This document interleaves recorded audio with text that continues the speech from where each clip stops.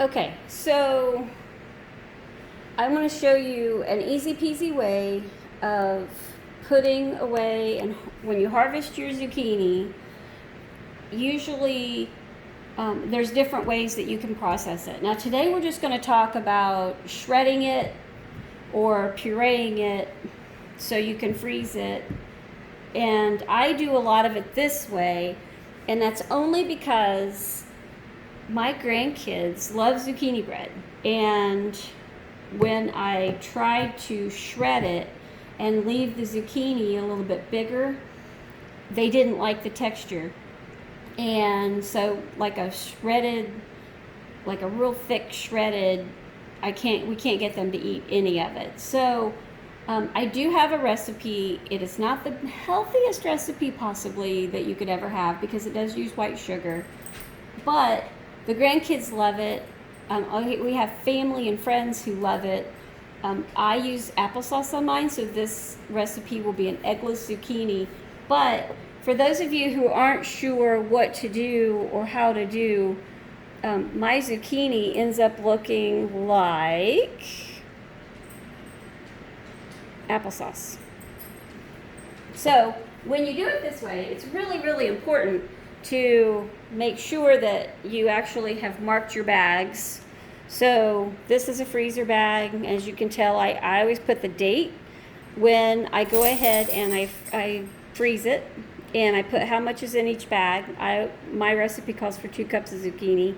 And then, of course, I write zucchini on it. But I do like to write the date, and the dates that I always put on my bags is the date that I processed it and froze it. So a lot of people struggle trying to get something into a bag, and so what I've done here is I've taken just a regular cup. I always like these. We have a couple of these big fat ones left. I used to have like 12 of these, so over the years I don't know what's happened to them, but I just like to do it this way. And so what it does is it allows you to do something and not worry about having help, especially, like Ed is not home today, and so I don't have somebody to hold the bag, so I can pour the zucchini into a bag. And I want to show you how easy this is. And then I will put in the comments below, I will put the recipe to my zucchini bread in the description. And then that way, if you guys are interested, you guys can actually do the zucchini. So I do it this way. And it just allows me to literally do this one-handed, not make a big mess out of everything. And I write on the bags before I put them in. And so now all you got to do is pull that up, seal almost all of it, leave a little bit of room at the very corner here, because I like to get a lot of the air out. And then that's it. That's all you need. So easy way to go ahead and do your zucchini, freeze it. You can do this and do it. There's a shredded version you can do, but we are doing this as a pureed method just to give you an idea of how you can do this and do it easily and have not a huge mess all over the counter. So that is how I do my zucchini. I'm going to get busy because I actually have more in here. I have a food processor, but when I puree it, I just go ahead and I do the Ninja.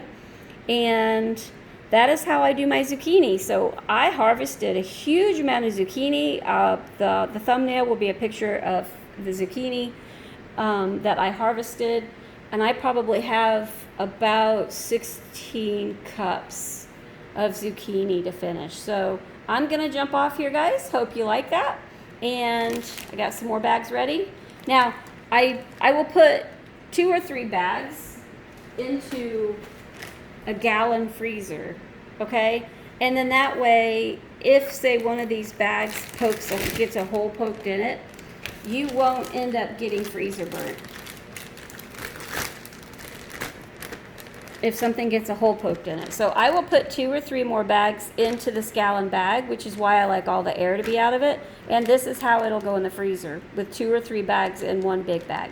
So that is how I do it. I hope this helps. I'll talk to you guys soon. And in the description, I will leave my eggless zucchini bread recipe just in case you want to try it. Have a great one. Hit like, hit subscribe. More videos to come. Bye.